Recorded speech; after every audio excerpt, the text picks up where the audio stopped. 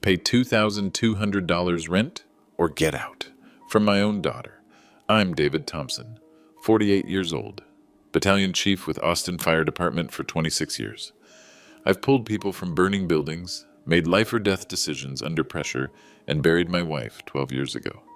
But nothing, and I mean nothing, prepared me for those words coming from Emma, my 26-year-old daughter, standing in the kitchen of the house I bought and paid for. She crossed her arms, chin up, looking at me like I was some deadbeat tenant behind on payments. This is business, Dad. I need passive income, and you're taking up prime real estate. I should have been furious. Any normal father would have exploded. Instead, I felt this strange calm wash over me.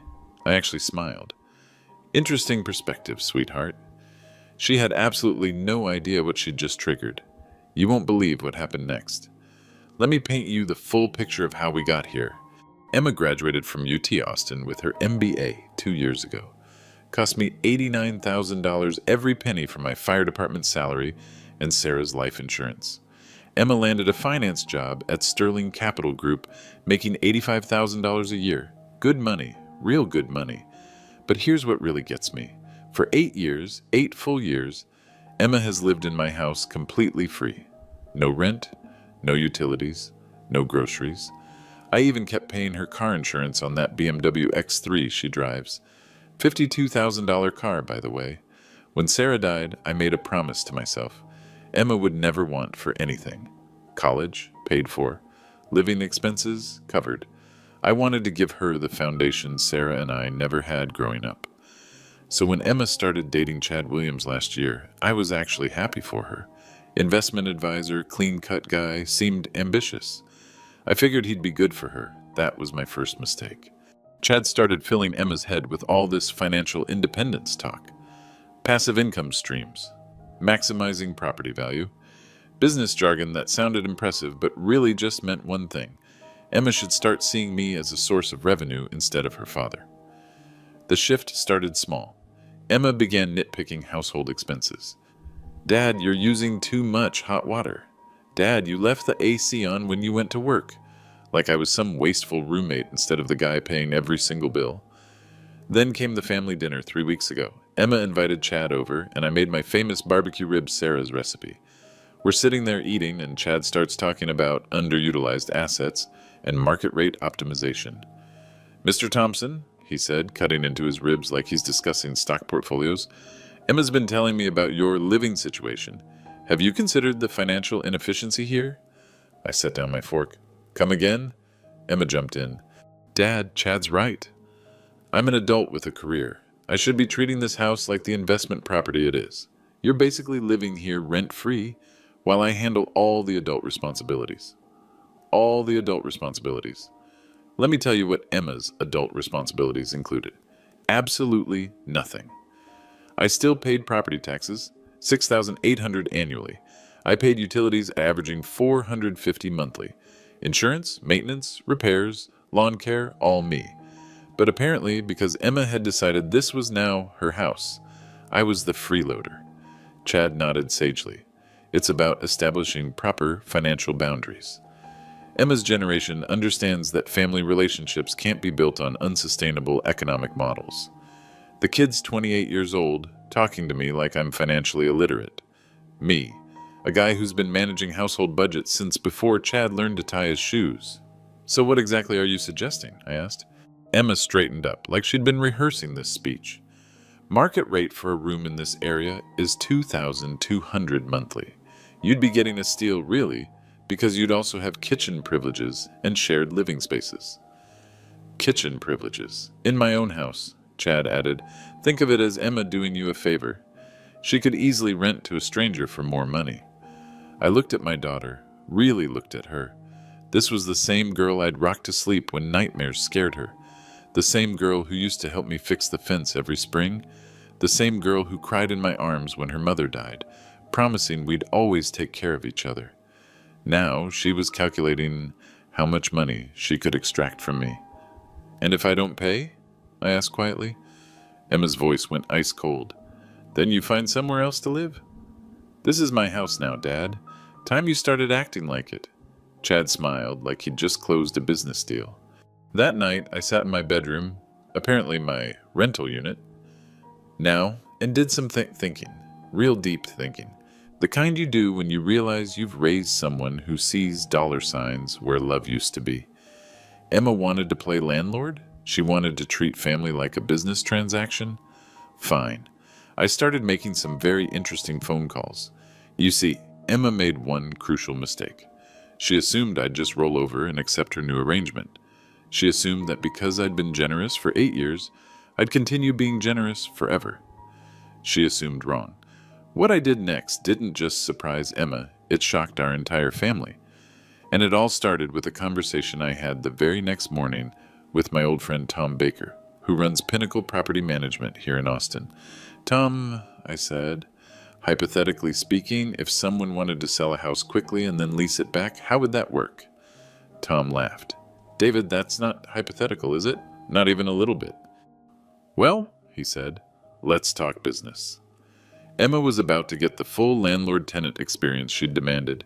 Background checks, credit reports, lease agreements, late fees, the works. She just didn't know it yet. The real shock came during our family dinner the following Sunday. Emma had invited not just Chad, but also my sister Susan and her husband Rick, my brother Mike and his wife Jennifer, even my nephew Tyler, who's Emma's age. Full audience for what I now realize was a carefully orchestrated intervention. Emma stood up at the head of my dining room table, my table, in my house, and cleared her throat like she was about to deliver a corporate presentation. Everyone, I need to address something that's been weighing on my mind. Dad's financial situation. Susan looked confused. David's financial situation? Honey, your dad's one of the most responsible people I know. That's what I used to think too, Emma said, her voice dripping with fake concern.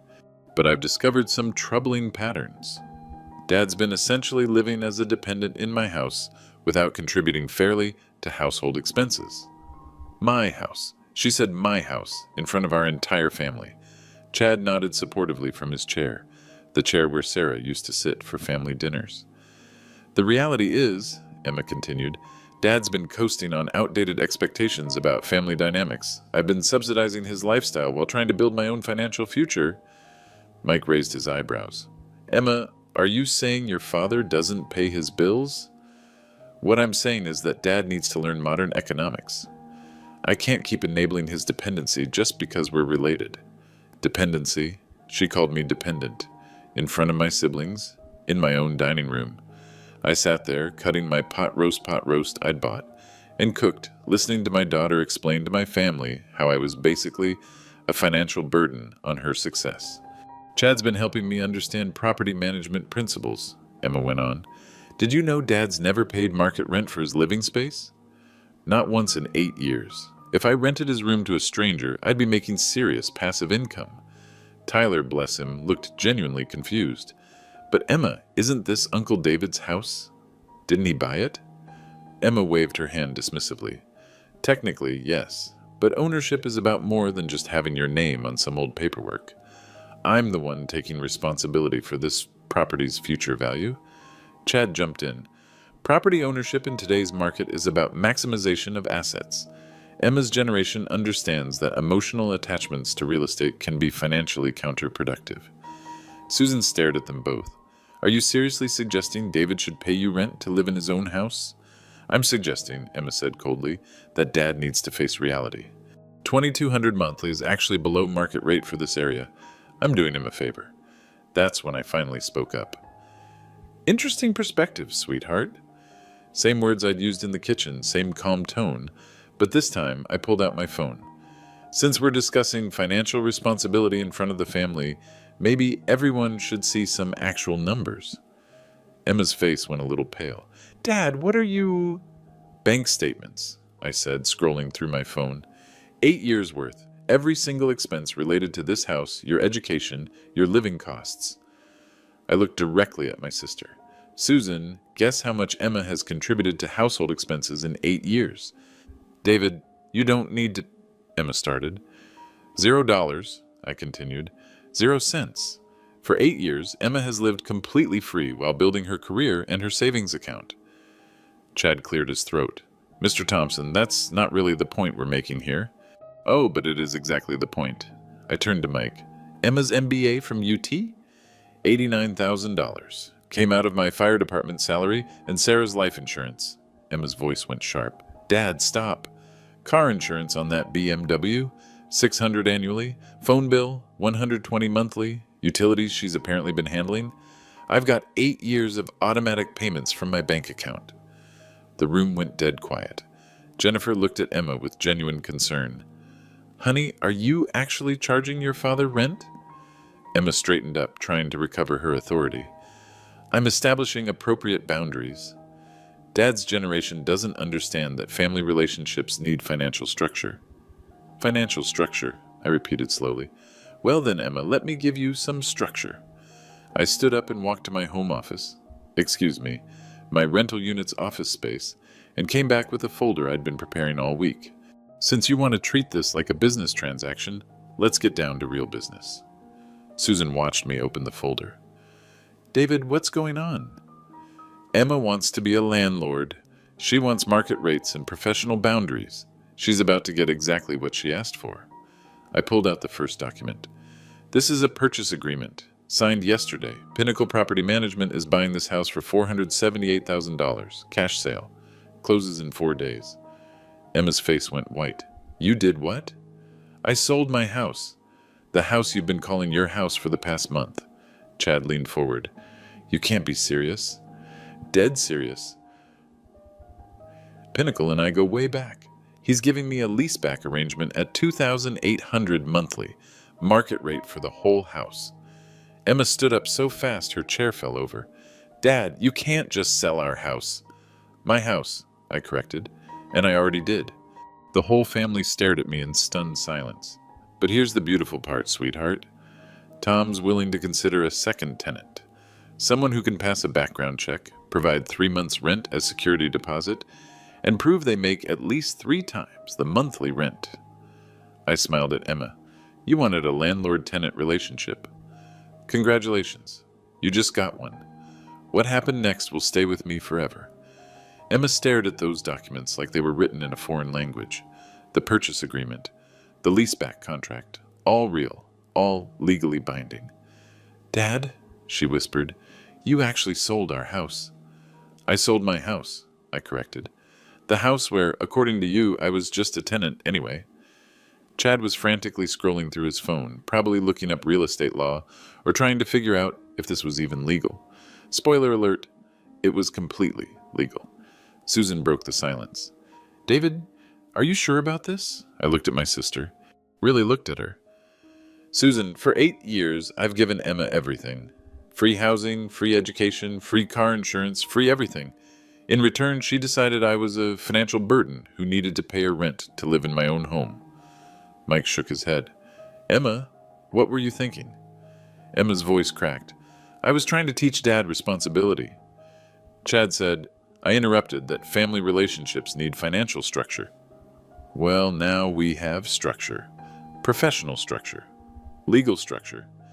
I pulled out another document. This is a standard Texas residential lease application. Emma, if you want to continue living here after the sale closes, you'll need to fill this out completely. Tyler leaned over to look at the paperwork. Holy shit, Uncle David. This is like a real rental application. Language, Tyler. But yes, it's exactly like a real rental application, because that's what Emma wanted. Emma grabbed the papers with shaking hands. Credit check? Employment verification? References? Standard procedure for all tenants. Tom Baker runs a professional operation. No exceptions, even for family. Chad finally looked up from his phone. This is insane. You're destroying your family over money. I turned to face him directly. Son, I'm not destroying anything. I'm giving Emma exactly what she demanded. She wanted to be my landlord. Now she gets to experience being a real tenant. But Dad, Emma said, her voice getting higher, where are you going to live? I'll be renting the master bedroom from Tom's company. $2,800 monthly covers the whole house, utilities included. You'll be applying for the smaller bedroom at $2,200 monthly plus utilities plus deposit. The math was starting to hit her. Deposit? First month, last month, and security deposit, that's $6,600 up front, assuming you qualify. Emma sank back into her chair. Assuming I qualify? Credit check. Emma. Employment verification. You do make 3 times the monthly rent, right? That's 6,600 monthly minimum income requirement. She nodded weakly. I make 85,000 annually. Good. That's about 7,000 monthly gross. Should barely qualify, assuming your credit score is decent. Chad tried to regain control. This is emotional manipulation. You're punishing Emma for trying to establish healthy boundaries. Healthy boundaries, I repeated. That's exactly what this is, Chad. Professional boundaries, legal boundaries, the kind of boundaries Emma said she wanted. I stood up and started clearing the dinner dishes. The sale closes Friday morning. Emma, you have until Monday to submit your completed application, along with the deposit and first month's rent. That's $8,800 total. Emma's eyes went wide. $8,800? Dad, I don't have that kind of cash sitting around. Well, I said, loading plates into the dishwasher I'd bought and paid for, that's something you should have considered before deciding to become a landlord. Susan stood up. David, don't you think this is a bit extreme? I turned to face my family. All of them. Let me ask you something. If any of you had a tenant living in your property rent-free for 8 years, and that tenant suddenly demanded you start paying them rent instead, what would you do? Silence. If that same tenant called you a financial burden in front of your family, what would you do? More silence. If that tenant suggested you were too financially irresponsible to live in your own property, what would you do? Mike cleared his throat. Point taken.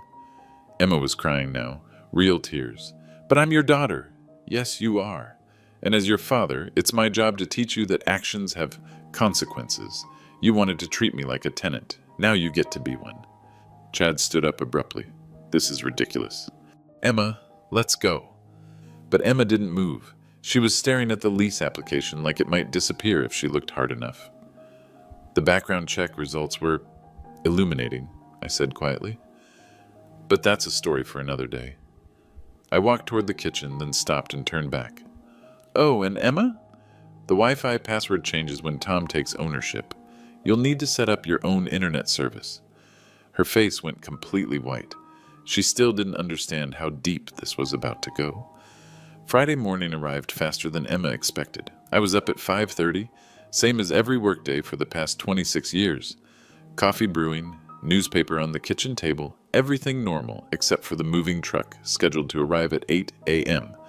Emma stumbled out of her bedroom, her potential rental unit at 7:15, still in pajamas. Dad, what's that noise outside? I looked up from the sports section. Moving truck, right on schedule. She rushed to the window. Moving truck? Dad, the sale doesn't close until... Sale closed an hour ago. Tom and I met at the title company at 6:30. All cash transaction, remember?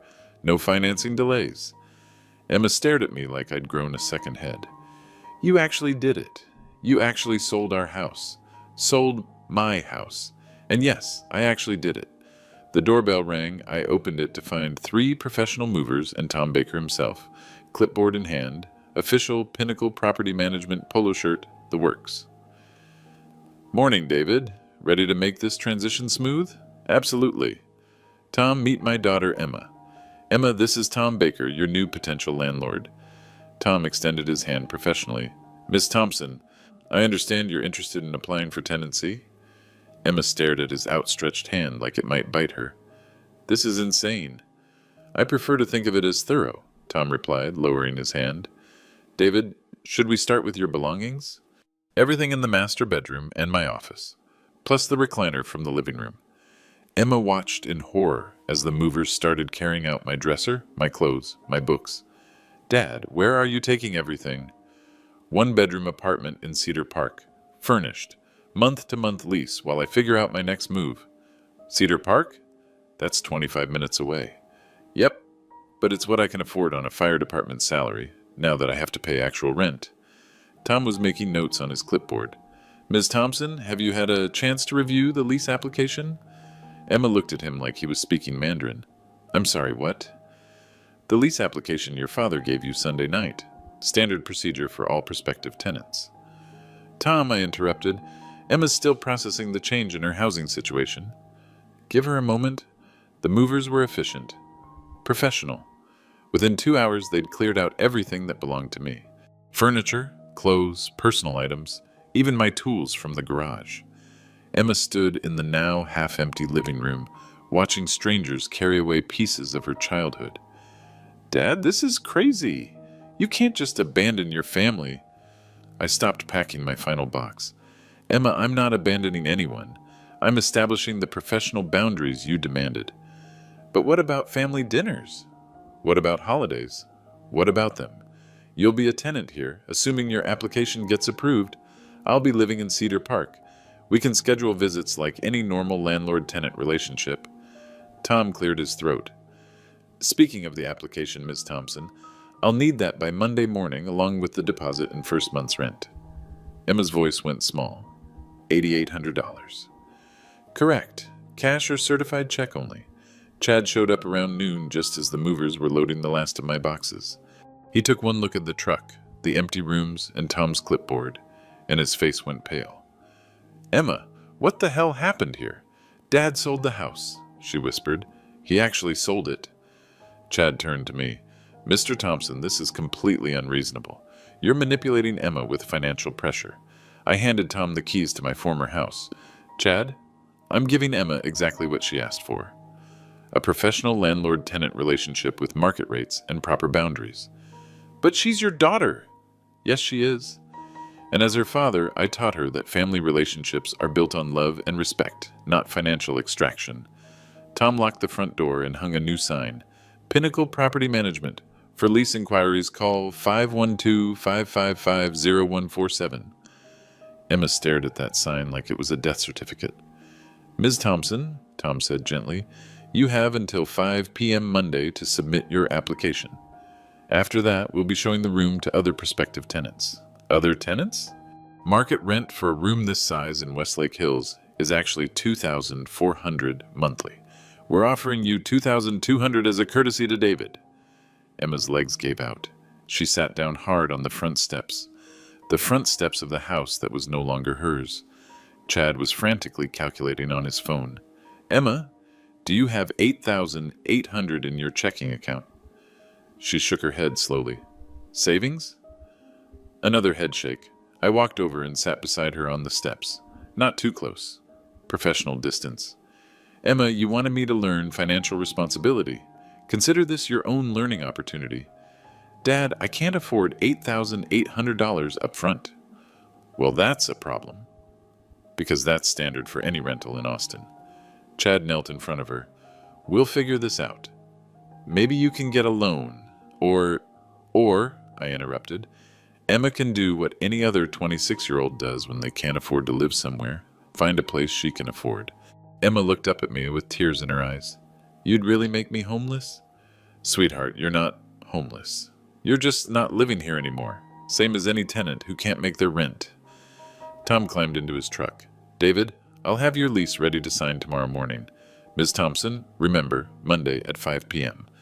As he drove away, Emma stood up slowly. Dad, I'm sorry. I didn't mean for this to happen. What exactly are you sorry for, Emma? She wiped her eyes. For calling you a freeloader, for demanding rent, for embarrassing you in front of the family. I nodded. That's a start. So, can we fix this? Can you buy the house back? I smiled. The same calm smile from that first day in the kitchen. Emma, the house is gone, but your lease application is still an option. She still didn't understand the credit check results that were waiting for her. That part was going to be even more educational. Monday morning, Emma showed up at Pinnacle Property Management with a folder in her hands and desperation in her eyes.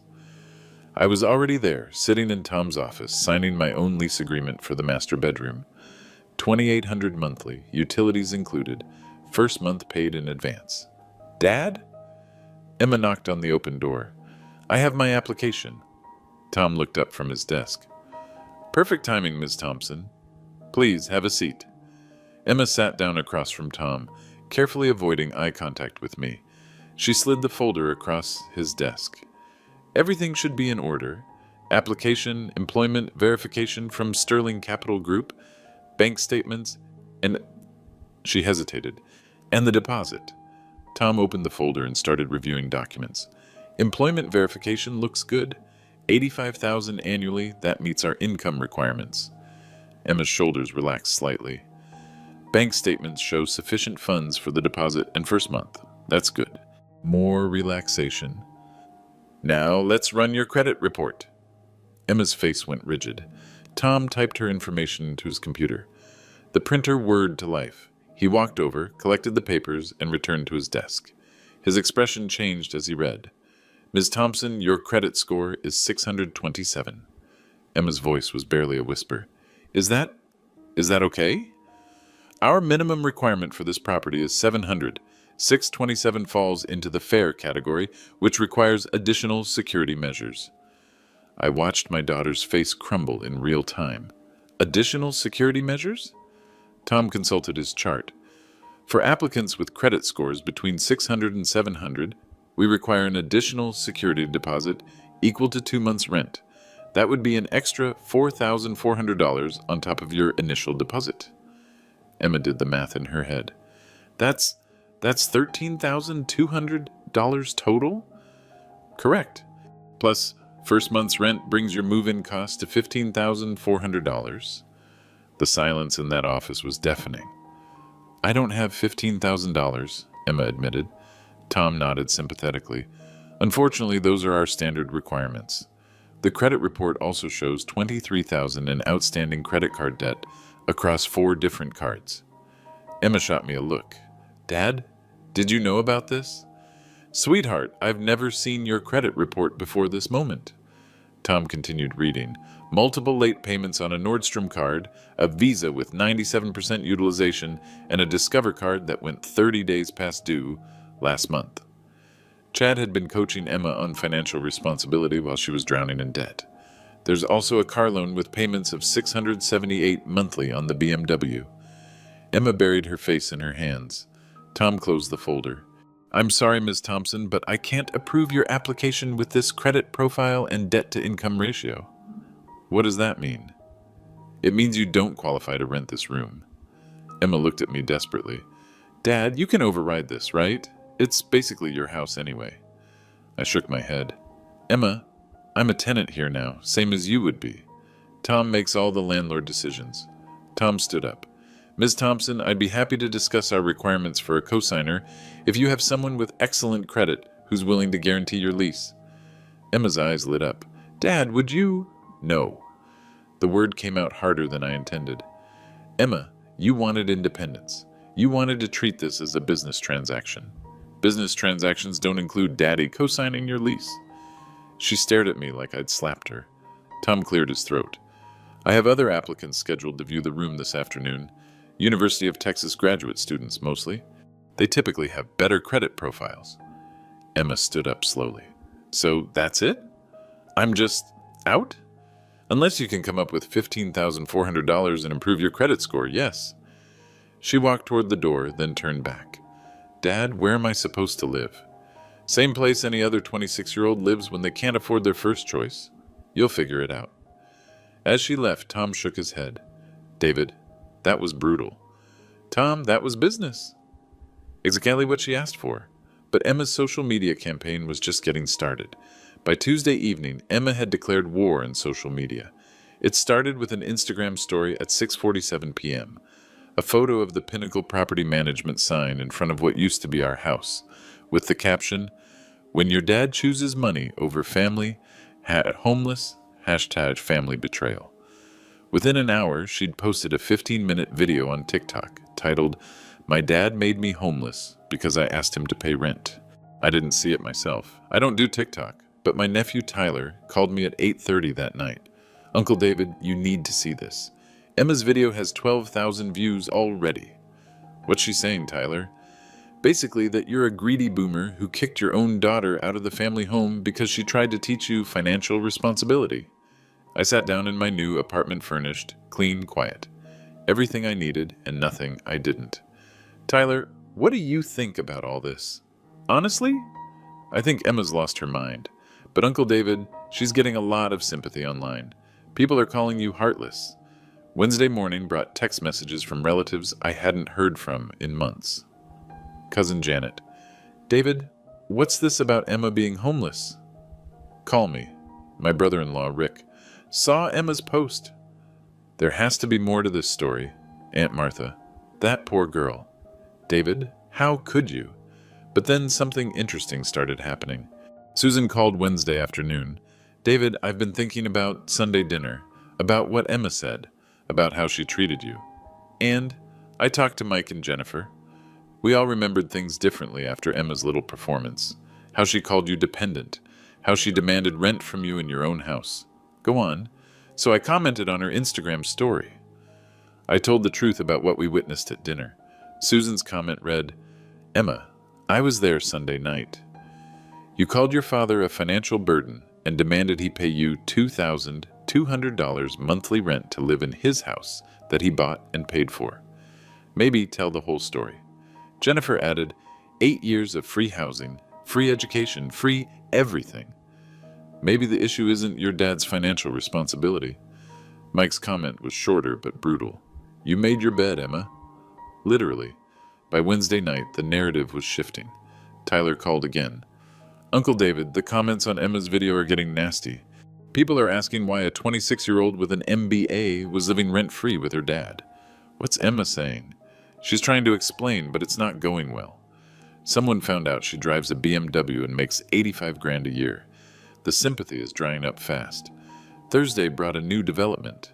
Emma's co-worker at Sterling Capital Group, a woman named Rebecca Martinez, reached out to me through LinkedIn. Mr. Thompson, I work with Emma. I just wanted you to know that she's been bragging for months about how she was going to optimize her family real estate situation. Her words, not mine. Rebecca sent me screenshots of Emma's work chat messages from 6 weeks earlier. Chad's helping me restructure my living situation. Dad's been basically a dependent for years. Time he learned market economics. Another message.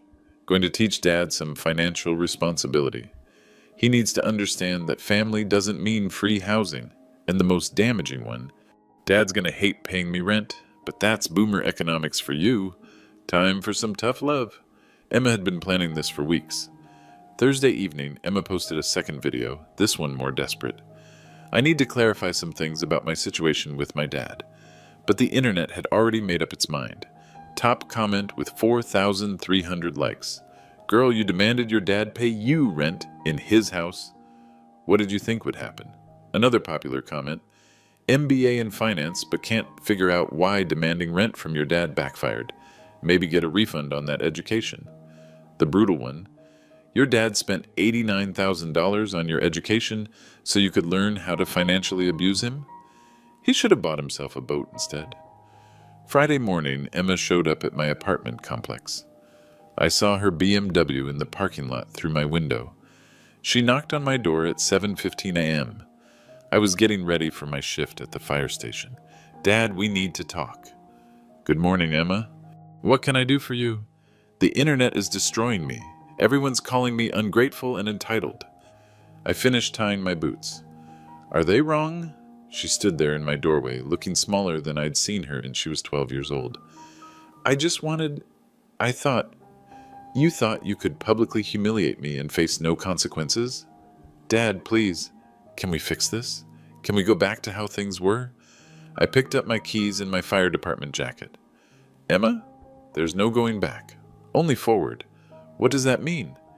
It means you're going to learn what accountability actually looks like. The family meeting was going to be educational for everyone involved. Friday night, I did something I'd never done in 8 years. I sat down with every bank statement, every receipt, every piece of financial documentation related to Emma's life since her 18th birthday. I spread it all out on my new apartment's kitchen table. 8 years of data. 8 years of unconditional financial support. The numbers were staggering. Let me walk you through the moral accounting line by line. Housing. Market rate for Emma's room in Westlake Hills averaged $2,100 monthly over 8 years. Total value, $201,600. But that was just her room. Emma had full access to the entire house. Kitchen, living areas, garage, backyard. If I calculated her share of the full house payment, insurance, and property taxes, The number jumped to $253,200. Education. University of Texas MBA program. Total cost including tuition, fees, books, and living expenses during grad school, $89,312. Every penny from my fire department salary and Sarah's life insurance money. Transportation. Car insurance on that BMW X3. Average $600 annually for 8 years. $4,800. Plus the 3 times I paid for major repairs when Emma couldn't afford maintenance. Another $2,700. Utilities. Emma's share of electricity, water, gas, cable, internet, averaged $125 monthly over 8 years, $12,000. Food and household expenses. This one was harder to calculate, but conservative estimate of Emma's groceries, toiletries, and household items. $150 monthly average, $14,400. Medical and dental. Emma stayed on my fire department insurance until age 26. My premium increased by $240 monthly to cover her. $23,040. Miscellaneous support. The emergency car repairs, the laptop for grad school, the professional wardrobe for job interviews, the deposits for utilities when she first started working. Another $8,600. Total investment in Emma Thompson over 8 years. $413,252. Emma's financial contributions to household expenses, utilities, food, or any family costs during those same 8 years. $0.00. Return on my investment. Emma demanding I pay her $2,200 monthly to live in my own house. But the real revelation came when I pulled her credit reports and cross-referenced them with the timeline. Emma's spending patterns told a different story than her claims of financial responsibility. March 2023. Nordstrom card opened. First purchase, $2,700 for a professional wardrobe upgrade. Emma was making $78,000 at the time, living rent-free with zero financial obligations. June 2023, Discover card opened. First purchase, $4,100 for vacation expenses, a trip to Costa Rica with Chad. September 2023, Visa card opened, used primarily for dining and entertainment. Average monthly charges, $850. December 2023, American Express card. Premium annual fee of $695. Used mostly for luxury purchases and travel. The pattern was clear. As Emma's income increased and her living expenses remained zero, she didn't save money. She increased her lifestyle spending. By January 2024, Emma was carrying $18,000 in credit card debt while living completely free in my house. By the time she demanded I pay rent in March 2024, her debt had grown to $23,000. $23,000 in unnecessary spending while contributing nothing to the household that supported her. The psychology was becoming clear. Emma didn't want me to pay rent because she needed the money for household expenses. She wanted me to pay rent so she could continue her lifestyle spending without having to cut back. I pulled up her Instagram from the past 6 months. The evidence was right there in her own posts. February, Emma at an expensive steakhouse with Chad. Date night at Perry's. March, designer handbag unboxing video. Treating myself to some Saint Laurent. Purple light. April, weekend trip to Napa Valley. Living our best life. May, and professional photo shoot for her social media. Investing in my personal brand.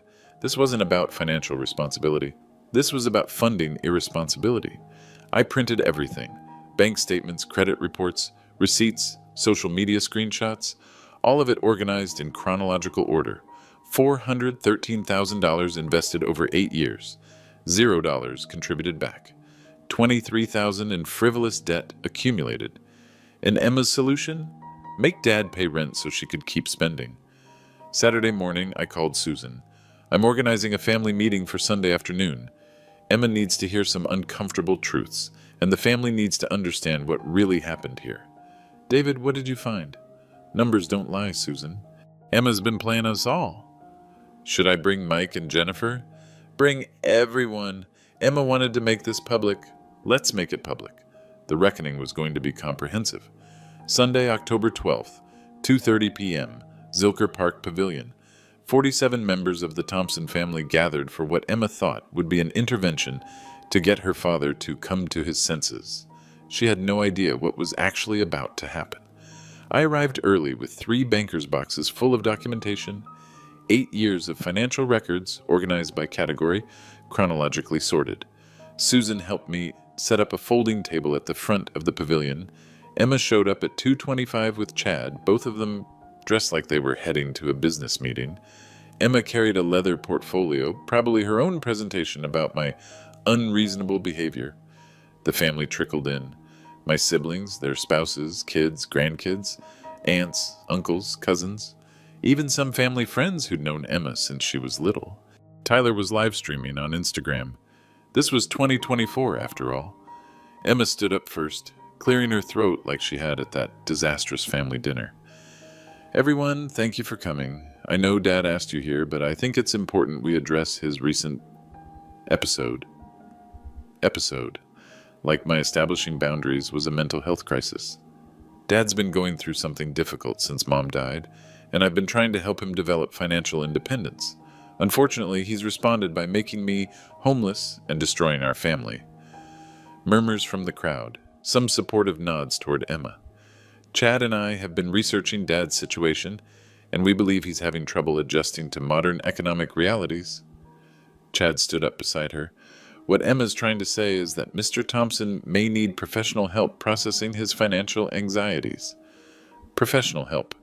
They were suggesting I was mentally unstable. Emma opened her portfolio. I've prepared some documentation showing Dad's inability to adapt to reasonable household financial structures. That's when I stood up.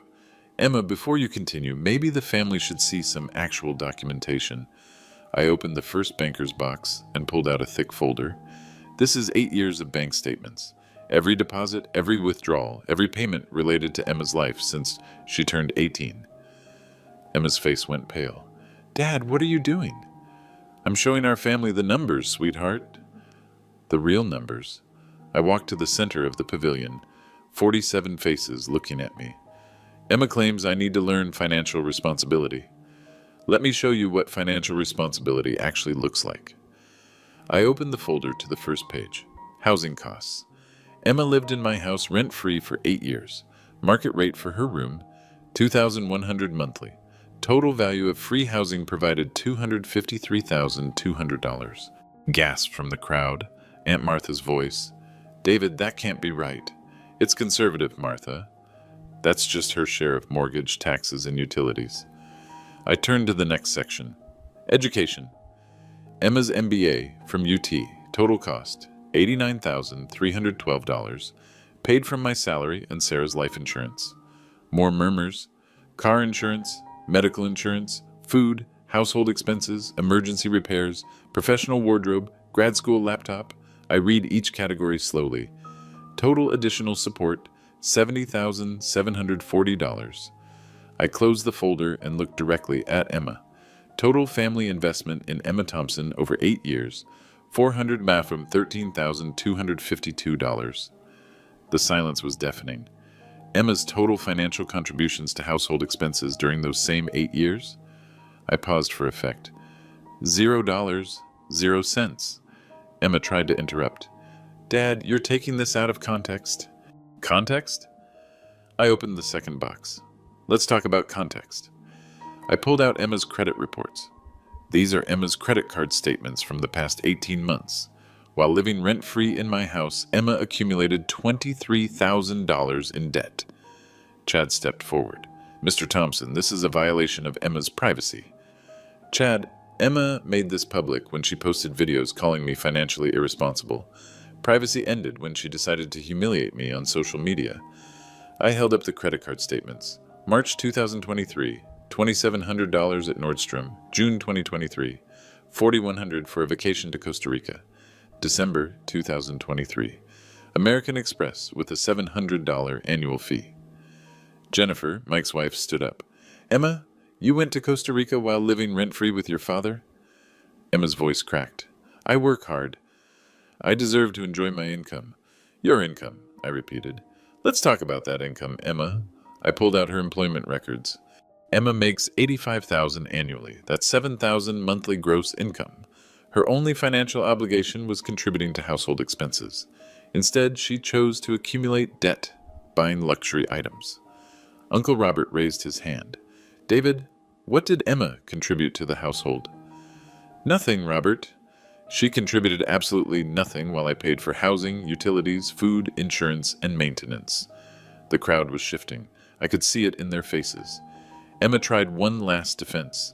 I was trying to help Dad learn independence. He was becoming too dependent on me. That's when Susan stood up.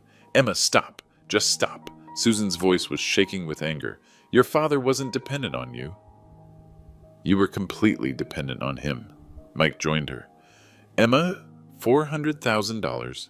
Dad gave you $400,000 worth of support, and your response was to demand he pay you rent?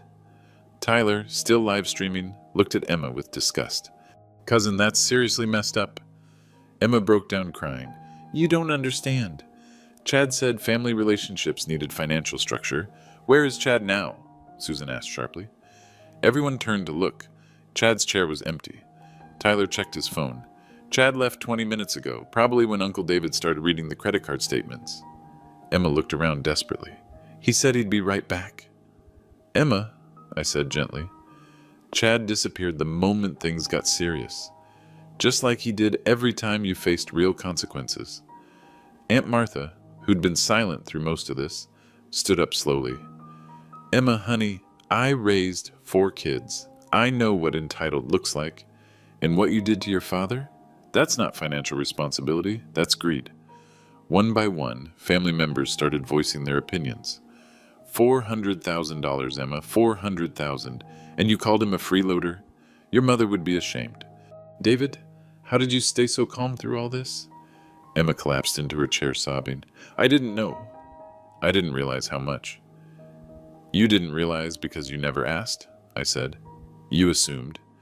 You assumed I owed you free housing while you built your savings account and ran up credit card debt. Tyler looked at his phone. Holy shit, Uncle David. This live stream has 3,000 viewers. The comments are brutal. I walked over to Emma and knelt beside her chair. Sweetheart, I love you. I will always love you. But love doesn't mean unlimited financial support with no accountability. She looked up at me through her tears. What happens now? Now you learn to live like every other 26-year-old. You find an apartment you can afford, you pay your own bills, and you figure out how to manage money responsibly. But what about us? What about our relationship? I smiled the same calm smile from that first day in the kitchen. Our relationship will be healthier when it's built on mutual respect instead of financial exploitation. The family meeting was over. Emma's social media war had backfired spectacularly, and for the first time in 8 years, I felt like her father again instead of her ATM. 6 months later, March 15th, 2025. Emma knocked on my apartment door at 6 p.m. sharp, just like she'd been doing the first Friday of every month since November. She looked different, healthier, more grounded. Hi, Dad. Hi, sweetheart. Come in. She sat at my kitchen table, the same table where I'd organized all those financial documents 6 months earlier. Now it held 2 coffee cups and a folder she'd brought. Rent receipt for February, she said, sliding a paper across the table. $2,200 paid on time to Pinnacle Property Management. I nodded. How's the new roommate situation working out? Jessica's great. We split everything 50-50. Utilities, groceries, cleaning supplies. It's actually nice having clear expectations. Emma had found a 2-bedroom apartment in South Austin. Market rate, professional management company, standard lease agreement. She'd learned to navigate background checks, security deposits, and rental applications like any other adult. Credit score update? She smiled, genuinely smiled. 712 as of last week. Paid off the Nordstrom card completely. Cut up the American Express. And Chad? Chad who? She laughed. Turns out he wasn't interested in dating someone who actually had to budget for dinner dates. Emma opened her folder. I wanted to show you something. She pulled out a spreadsheet. Detailed, color-coded, professional-looking. I calculated everything, Dad. Every dollar you spent supporting me over 8 years. $413,252. I stayed quiet. I can't pay you back.